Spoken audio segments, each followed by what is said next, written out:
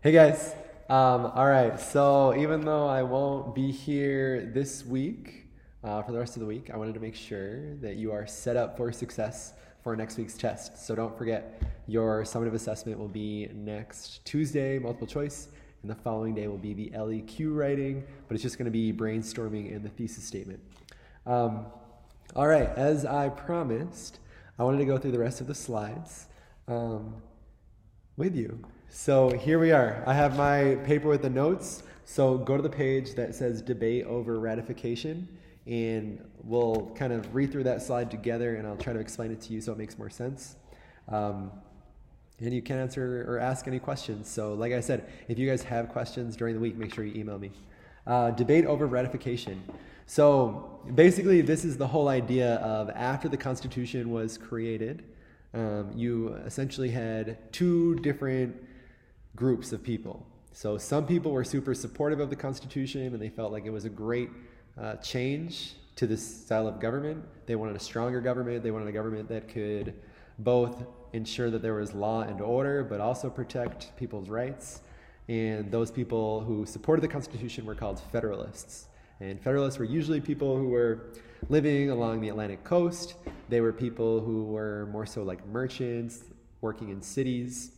And they felt like having a supportive, strong government would be in their best economic interests.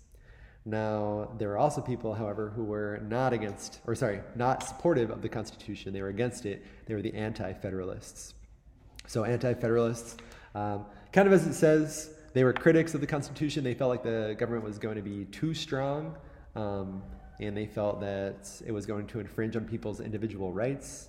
And essentially, you had two big debates, political debates going on in the country during this time.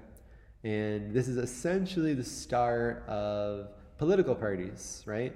You have two major groups of people who are forming based on different political disagreements. Now, the Federalists were led by people like James Madison, Alexander Hamilton, John Jay, and they were people who wrote these essays called the Federalist Papers. And they essentially were trying to get those essays published. They did, especially in New York. They wanted people across the country to hear their arguments and find out why they supported the ratification of the Constitution.